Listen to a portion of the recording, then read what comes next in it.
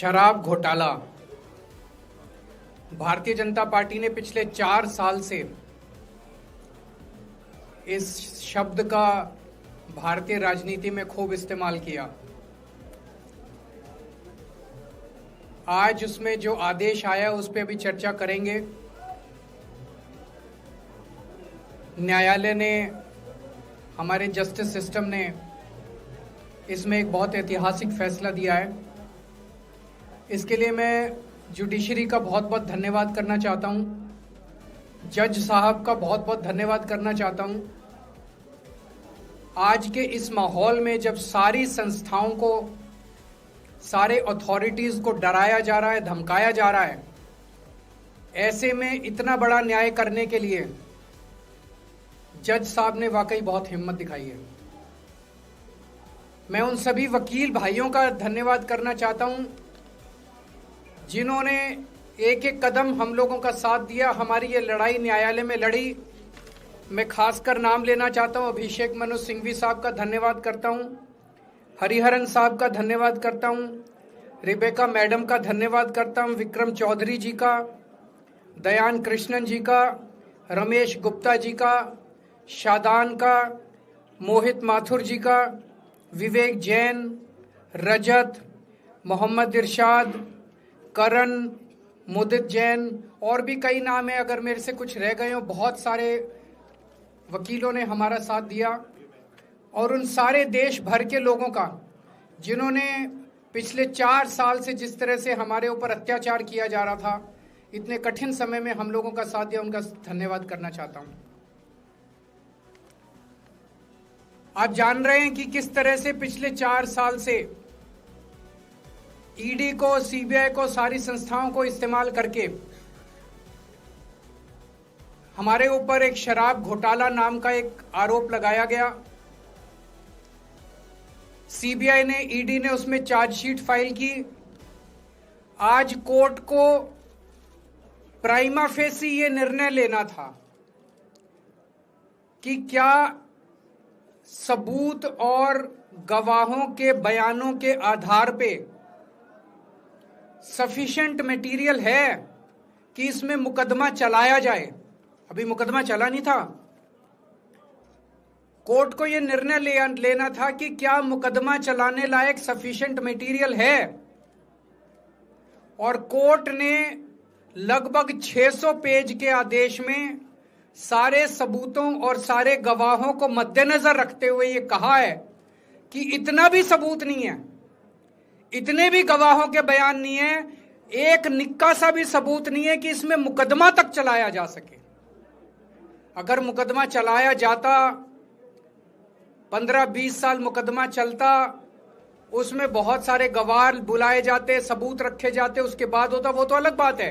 Court का यह कहना है कि इतना टुच्चा केस है, इतना फर्जी केस है, इतना बेकार केस है, इतना गलत केस है। ये मैं नहीं कह रहा, ये भाषा है। आप कोर्ट का ऑर्डर पढ़िए। ये ऑर्डर जो है ये ऐतिहासिक ऑर्डर है।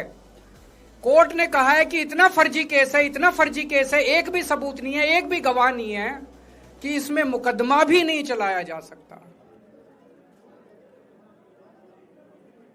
ये पूरा षड्यंत्र किसने रचा, क्यों रचा? ये पूरा षड्यंत्र 2 लोगों ने मिलकर रचा, नरेंद्र मोदी जी और अमित शाह जी। और आज उन दोनों को पूरे देश से माफी मांगनी चाहिए। उन दोनों ने मिलकर षड्यंत्र रचा कि आम आदमी पार्टी को खत्म किया जाए, आम आदमी पार्टी को बर्बाद किया जाए। और उस षड्यंत्र के तहत आजाद भारत का सबसे बड़ा और सबसे घिनौना षड्यंत्र रचा उन लोगों ने। वो देख रहे थे कि दिल्ली में वो हमें नहीं हरा सकते। वो देख रहे थे कि दिल्ली की जनता हमारे कामों से बहुत खुश है। वो देख रहे थे दिल्ली में कामों की राजनीति के आधार पे वो कहीं खड़े नहीं होते, तो उन्होंने एक षड्यंत्र रचा। जनता जानती है कि केजरीवाल ईमानदार, उन्होंने कहा केजरीवाल की ईमानदारी पे चोट करो। जनता जानती है कि आम आदमी पार्टी ईमानदारी, उन्होंने कहा आम आदमी पार्टी की ईमानदारी पे चोट करो। उन्होंने आम आदमी पार्टी को खत्म करने के लिए षड्यंत्र रचा और बोले केजरीवाल बेईमान है, केजरीवाल बेईमान है, केजरीवाल बेईमान है, केजरीवाल ने शराब घोटाला किया, केजरीवाल पैसे खा गया, केजरीवाल ने 100 करोड़ रुपए खा लिए। मैंने जिंदगी में केवल ईमानदारी कमाई है। मैंने जिंदगी में केवल इज्जत कमाई है, एक नया पैसा नहीं कमाया मैंने अपनी जिंदगी में। इन लोगों की तरह नहीं हूं मैं। मैंने जिंदगी में एक नया पैसा नहीं कमाया, केवल ईमानदारी कमाई है, और ये उस ईमानदारी के ऊपर चोट करना चाहते थे। उसके लिए इन्होंने षड्यंत्र रचा था। आज कोर्ट के ऑर्डर के बाद यह साबित हो गया देश के सामने, केजरीवाल कट्टर ईमानदार है, मनीष सिसोदिया कट्टर ईमानदार है, संजय सिंह कट्टर ईमानदार है, दुर्गेश कट्टर ईमानदार है, आम आदमी पार्टी कट्टर ईमानदारी है। हम नहीं कह रही है, कोर्ट ने सारे देश के सामने बोला है। कई लोग ये कहते हैं जेल से आने के बाद केजरीवाल चुप क्यों हो गया, केजरीवाल गायब हो गया, केजरीवाल कहां गया। मैं कोई नेता नहीं हूं, मैं कोई पॉलिटिशियन नहीं हूं। पॉलिटिशियन को फर्क नहीं पड़ता, उनको 4 गाली दे दो, मोटी चमड़ी होती है उनकी। मैंने जिंदगी में केवल ईमानदारी कमाई है। मेरे को जब कोई बेईमान बोलता है मुझे फर्क पड़ता है। मेरे को जब जेल भेजा जाता है, मेरे परिवार के ऊपर ताने मारे जाते हैं, मेरे को फर्क पड़ता है। केजरीवाल को फर्क पड़ता है। इसलिए मैंने तय किया था कि जब सारे देश के सामने मैं निर्दोष साबित हो जाऊंगा, तब तक मैं चुप रहूंगा। आज मेरे दिल से बहुत बड़ा बोझ उतर गया। मैं मोदी जी को कहना चाहता हूं, मोदी जी, आपने हमारे ऊपर इतने केस कर लिए, आपने ईडी छोड़ दी, आपने सीबीआई छोड़ दिया, आपने पुलिस छोड़ दिया, आपने इनकम टैक्स छोड़ दिया हमारे पीछे, आपने जेल भेज दिया हमारे 5 सबसे बड़े नेताओं को। आम आदमी पर एक समय ऐसा था जब आम आदमी पार्टी के सबसे टॉप के 5 नेता जेल में थे एक साथ। उसके बाद भी केजरीवाल का कुछ नहीं बिगाड़ सके। अब तो एक ही तरीका बचा है मोदी जी केजरीवाल से निपटने का, केजरीवाल का कत्ल करवाना पड़ेगा, केजरीवाल की हत्या करवानी पड़ेगी। उसके अलावा अब केजरीवाल आपसे संभलने वाला नहीं है। अब आपके बस का नहीं है केजरीवाल, आपने सब कुछ करके देख लिया, अब केजरीवाल का कत्ल ही करवाना पड़ेगा। और एक तरीका है, मैं पहले भी बोल चुका, लेकिन वो मोदी जी के बस का नहीं है। मैंने 500 स्कूल बनवाए दिल्ली में, आप 5000 स्कूल बनाओ। मैंने दिल्ली की सड़कें अच्छी करी, आप पूरे देश की सड़कें ठीक कर दो, देखो केजरीवाल को कोई पूछेगा ही नहीं। केजरीवाल ने 200 मोहल्ला क्लिनिक बनाया, 20,000 मोहल्ला क्लिनिक बनाओ। आप तो देश के प्रधानमंत्री हो, अरे अच्छे काम करो ना। वो नहीं होता मोदी जी से, वो मोदी जी से नहीं होता। मैं उनको कहना चाहता हूं, प्रधानमंत्री जी, केवल सत्ता की जो प्रधानमंत्री मोदी जी की और अमित शाह जी की सत्ता की हवस है, ये उसका नतीजा है जो ये षड्यंत्र रचा गया। और इस षड्यंत्र का मैं बहुत छोटा हूं, हमारे परिवार ने बहुत भुगत भोगी है। मैं जेल गया, मेरी मां बीमार रहती है बहुत ज्यादा, उसको अस्पताल में एडमिट कराना पड़ा, बहुत रोई मेरी मां, बहुत रोई। इनकी पत्नी मनीष सिसोदिया जी की पत्नी, उनको मल्टीपल स्क्लेरोसिस डिजीज है, सब लोग जानते हैं। जब सुप्रीम कोर्ट में केस चल रहा था, संजीव खन्ना जी ने कहा कि बहुत गंदी बीमारी है, उनके नीचे का पूरा पोर्शन काम नहीं करता और धीरे धीरे बीमारी बढ़ती जा रही है।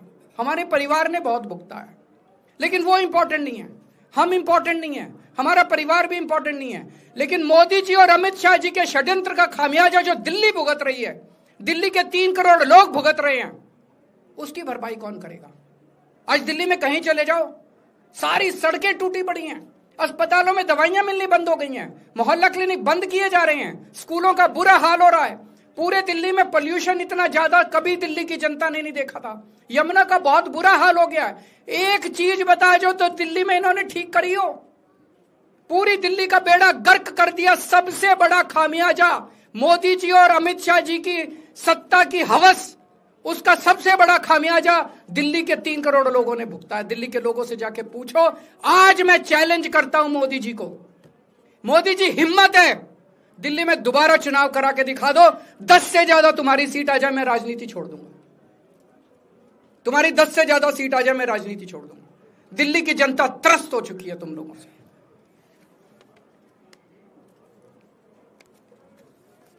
मैं मोदी जी को कहना चाहता हूं, अगर आपने सत्ता हासिल करनी है, कुछ पॉजिटिव काम करके सत्ता हासिल करो। आज देश के सामने इतनी बड़ी बड़ी समस्याएं हैं। आज देश का युवा दुखी है, देश का व्यापारी दुखी है, देश का उद्योगपति दुखी है। आज अमेरिका हमें आंखें दिखा रहा है। मोदी जी की हिम्मत नहीं है जो ट्रंप के खिलाफ एक शब्द बोल दें। ट्रंप के खिलाफ रोज ट्रंप गालियां देता है मोदी जी को, रोज ट्रंप गालियां देता है भारत को, रोज ट्रंप गालियां देता है हमारे देश को।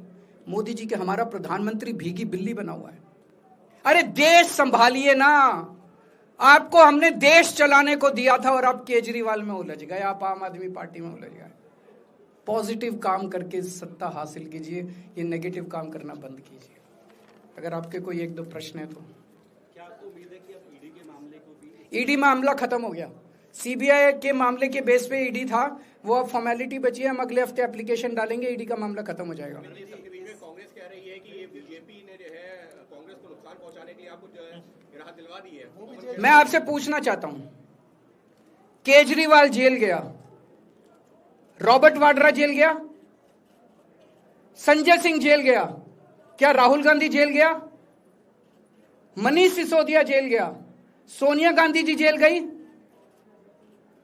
किस मुंह से बात करते हैं? शर्म नहीं आती कांग्रेसियों को?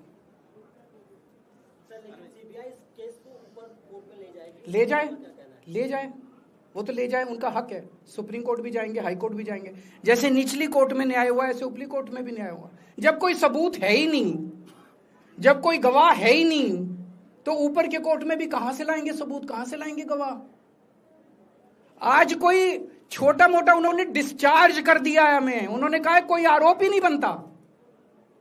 इसके अलावा जो इन्वेस्टिगेटिंग ऑफिसर है, इन्वेस्टिगेटिंग ऑफिसर सीबीआई के ऊपर उन्होंने, कोर्ट ने टिप्पणी की है कि सीबीआई अपने दोषी अधिकारियों के खिलाफ डिसिप्लिनरी एक्शन, कभी ऐसा ऑर्डर देखा है?